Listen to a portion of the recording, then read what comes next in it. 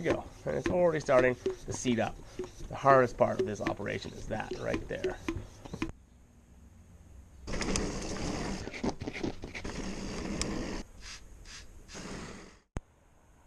Okay, welcome back to the workshop. So in the last video we talked about tubelessing a tire. I'm talking about the options in terms of tape and valve stems and sealant and all that fun stuff. But today we're going to install a tubeless tire onto this rim. So this rim here is a Stan's Mark III Flow. It's got a 28 mil internal width, and it's a tubeless compatible rim. That's kind of the whole point behind Stan's No Tubes. They're a tubeless company. But their rims are usually, I find, one of the easiest ones that'll beat up tubeless every time because they have the right shape of rim bed, and then the bead socket's the right kind of like shape for the hook and hold really well. So the first thing we've done, we've got a hole in the rim tape for a valve stem. The valve stem is going to go just in that hole. Simple. Make sure it's all lined up. This valve stem has a little saddle, little, like, I don't know how to call it, like an O-ringy sort of thing. It's shaped. It's got a little scallop in it, so it fits the center of a rim better. If you have a curved rim bed, where you pull that off and it goes flat against it with an O-ring for the flat rim bed. This one's curved. I'm going to put the curved one in there. It's going to go right through, like so. Should lined up. Then we're going to come back. This little like seat goes on. This acts like the O-ring on a standard valve stem. And then that's in place. And then we take the lock ring, which for here is the lock tube. That just threads all the way on there, nice and snug. Get it all the way on. Like I showed you in the last video, the E13 tool, the 13 valve stem, uses a 4mm Allen key on the hex head there to lock it in place. So we're just going to put that in there. Give it a few, maybe a half turn, maybe. Yeah, that's probably enough there. Just a half turn, just enough so that, especially when it's locked in place, it's going to spin my hand a little bit, just like so. All right, that valve stem is in place. We've got a rim in our hand. We'll grab the tire. This tire looks like so. E13. This is their TRS Plus, so it has the 3 different compounds in it, so it's nice and sticky. A reinforced sidewall and a folding bead, and it's tubeless compatible. A tubeless compatible tire, what that means is that typically, most tires, to be fair, with sealant will end up holding air tubelessly. But a tubeless tire has an extra layer of butyl inside, rubber inside, so that it is more airtight. They also add an extra layer of a material that is like a tubeless sealant compatible. Some of the tubeless sealants over time can break down the inside layer of the tire and start to permeate the rubber itself, and you'll start seeing like a tumor pop, but the tire will start to delaminate as that is broken down the bond between the layers of the rubber itself, and it'll pop up, get a big bubble on it, and whatnot. That tends to happen with a non-tubeless tire. Tubeless tires are built to work with the sealant. So here's a tire.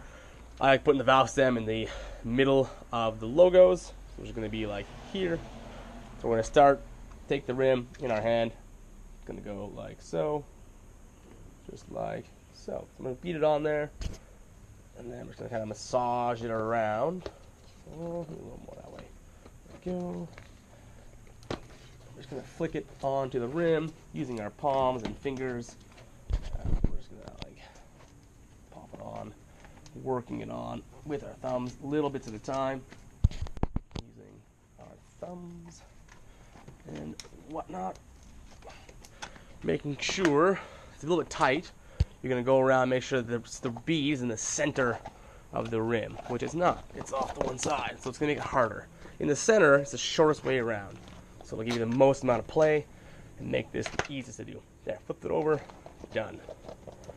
Give it a little massage, and now we're going to kind of start here. I like starting at, again, 3 o'clock from the valve stem, or 9 o'clock from the valve stem, how you look at it. Massaging the tire into place. So we're going to go about almost all the way around. We're going to go 3/4 of the way around, spin it around, and we're going to get the last little bit, and that's where we're going to stop.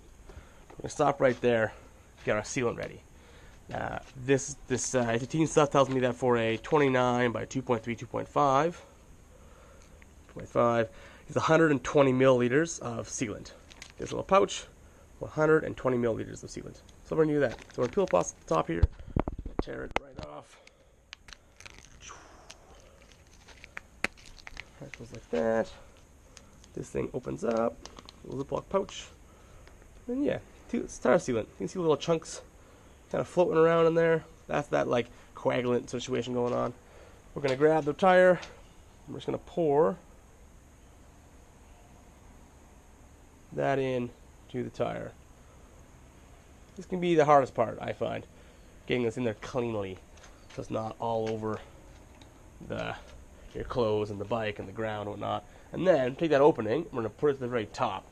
So now the sealant's at the very bottom of the rim. That way, we're going to go up here and try and seat this last little bit on. We want the sealant not to get on our clothes and whatnot. So we're going to just kind of massage it on there using our thumbs and the heel of our hand across this part of our hand here. It's quite strong that way to work it as a lever this way, right? So using your thumbs, we're just going to massage it in place. Boom, that is on there. Now we're going to go to the valve stem. We're going to make sure the valve stem is in the tire. See here, it's like, it looks like it's in there, but on this side, it's not. It's on the side of it. So we gotta make sure we're flipped over the valve stem and we're in there all the way. Then I have to go around, and I just kind of push the tire, and I pinch the sidewall, and I sort of pull it out, so it's just seating around. Remember I talked about the rim is shaped like a U, but more like that. So the tire is sitting down here. I want to get it kind of up into this angled level, and then when it's beaded, it's going to hook into here. So the more I get to here, the tighter it's going to sit the tire. So we'll go around, we'll massage it into place. So we're as much as wide as we can get on both sides. Close as we can help it to get there, easier it becomes. Alright, so that's that. Nice and around. Then we're going to get back to the valve stem. And the key, I find, makes this much easier, is the valve core in here. That tool that comes on the E15 valve stem is pretty handy. It's the right size wrench for that. But you can use a pair of pliers. I think it's actually a 4mm wrench. There's a tool you can buy from Stan's, a tool you can buy from Park Tool that does that for you. So you can take the valve core right out of there, like so. And why we do that is that this valve core acts like a wedge, sits inside of a tube. So air has to come in and get around it and get in there. So there's quite a bit of impedance in the flow of that air. So when we need it to be a sudden burst and lots of sudden air to help it seat up, you're just fighting more obstruction. So you pull the valve core out, now it's just a very big tube. Air goes straight through it. Much, much easier. So we're going to put the floor pump aside. We're going to do this by hand, as I am pretty certain this is possible by hand. But let's have a look. So take our hand floor pump. This is our hand pump. Remember, a mountain bike hand pump, higher volume, easier to work with. We're going to come up here, and we're going to put it on the valve stem, with the valve stem at 12 o'clock up. That way there's no sealant that's going to be in the way. It's going to go straight up and go around. You put it at the bottom, so you can battle sealant splashing into the hole. It can be a real pain. So at the very top. Then we're going to take our pump. We're going to press it on there. I like to put the pump when I'm either doing a tubeless or a tire with a hand pump against something firm. Either it's a tree, it's a beam to my carport, it's the ground, it's my lap, whatever it is, something that's it's rigid I can push against. So I'm not having to like pull the pump with this way with this hand and push this hand. It's just pretty fatiguing.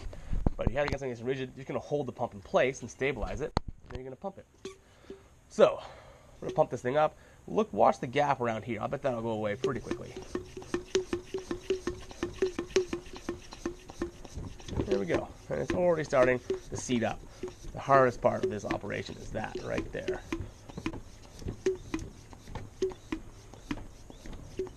So keep pumping. You'll hear some popping and some snapping and whatnot. That's just the bead getting up into its little socket, going in its home, closing the door.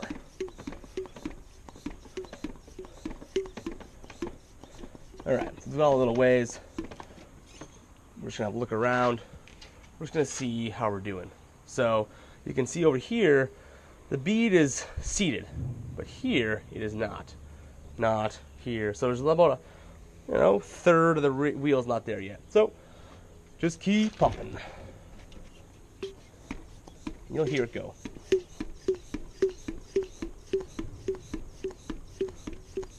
You can do this with a compressor as well. It'll be a little more sudden. There's also a tool called a air shot, which is like an accumulator tank, which you pump up first, and then you turn it to 100 psi or so, and then you put on the valve, open a valve, and it drains that whole tank into the tire in a sudden, rapid burst, which can make this a little easier. You can also use a CO2 canister. You can also use a whole variety of sudden explosive air options that way. But I also think that just a hand pump will work just fine. Switch hands in there. Oh, and the last little bit, you can just see it. The last little bit of the tire, right through here, just isn't quite there yet. And I'll bet you if we left it for some time, the pressure in here would, you can see it happening right now. See it? Seating up, seating up, seating up. It's just moving up there slowly. And there we go. Before our very eyes, it is now seated up on that side, which is pretty handy. Check the other side. Seated all the way around. Boom. With a hand pump, all good to go. Let's give it a few more pumps because it's going to lose some air. As it seats and finds its home, it's going to get a little more, it's going to lose some pressure that way. As all the air has to brush past the sealant for it to coagulate and clog that hole. So, a little more air pressure in it. And remember, we have removed the valve core. So the valve core is in my pocket here. So when I pull that pump off, it's going to shoot a bunch of air out of there. So be ready, but it's not that intense. So valve core in my hand, tube or pump in my hand, and we're just going to come at it. Ready? Just like so. That thread's back in there. Grab your tool, your pliers, your whatever you got going on. Where'd that go? It's easier with the workstand of some sort, but pockets work as well. And you go in there, just gonna tighten that valve core up. The key to this thing is tightness. If the thing's loose, it's gonna lose air all the time. All right, so now it's seated. The valve core's in there. I had to give it a little spin, just sloshing that sealant around the tire and the tube and the tape, just to ensure the seat and sealing is happening, that every little bit is coated in there. I can give it a few little tosses, just to get some shaking in there, and enough like centrifugal force for it to splash around the outside of that tire. Alright, and that's that. I don't have a gauge right now that's not on a pump, so I'll put the pump on it real quickly. Open the valve stem up, do a little tap. We're at 18 psi. So we're going to go up a little bit, probably to 25. It's kind of where I want it to be.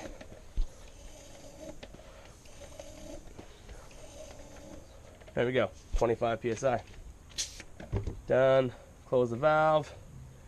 Put the cap back on. And there you go. That's a tubeless system done. Not that hard. Did it with a hand pump, with two wraps of tape, valve core out. The biggest key is getting that valve core out of the valve stem. It allows way more air to go in there faster. It'll seat every time. All right? Cool. Any questions? Put them in the comments there. Please remember to subscribe, like the video, and yeah, ask questions. Let me know what you think. I'll see what else I can answer for you. Have a great day, guys. Cheers.